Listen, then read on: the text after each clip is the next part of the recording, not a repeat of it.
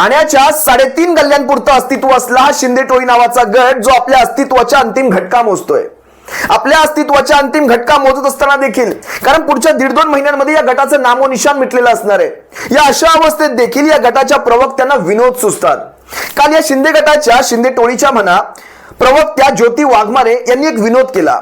आपल्या ट्विटमध्ये त्यांनी हा विनोद केला.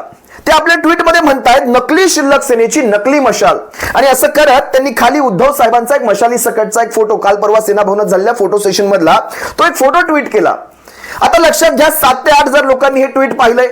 7-8 हजार लोकांपर्यंत आपली मशाल पोहोचवण्याचं काम या ज्योती वाघमारेंनी अगदी इमाने इतबारे केलं. शिवसैनिकांना आभार माना, या ज्योती वाघमारेचे आभार माना. या शिंदे टोळीच्या अखेरच्या प्रवक्त्या, हुशार अभ्यासू प्रवक्त्या या ज्योती वाघमारेंचे आभार माना. त्यांनी मशाल 7-8 हजार लोकांपर्यंत अशीच पोहोचवली. धन्यवाद ज्योतिताई. आता लक्षात घ्या, नकली शिल्लक सेना आणि नकली मशाल हे 4 जूनला तुम्हाला कळेल. आणि त्यानंतर तुमच्या गटाचं अस्तित्व, तुमच्या माथ्यावरचं ते मुख्यमंत्री पद, जो ठाण्याच्या 3.5 गल्ल्यांच्या बाहेर तुमच्या गटाला अस्तित्व नाही, अशा त्या मुख्यमंत्र्यांच्या डोक्यावर ते पद कायम राहतंय का याचा विचार करा.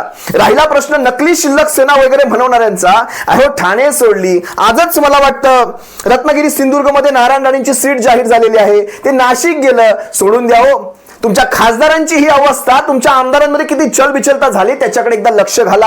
आणि ज्या ठाण्याच्या जीवावर तुम्ही उडता, त्या ठाण्यामध्ये आम्ही आधीच सुरुंग लावलेले आहे, ते लक्षात घ्या. तुमच्या ठाण्यामध्ये, तुमच्या गटामध्ये जवळपास 5 गट पडलेत. एक आहे शिंदे गट, दुसरा आहे नरेश म्हस्के गट, तिसरा आहे प्रताप सरनाईक गट आणि चौथा आहे रवी फाटकाचा. आणि 5वा जो गट आहे तो तुमचा घरचा अभ्यास. शोधून दाखवा हा 5वा गट कुठला आहे ते.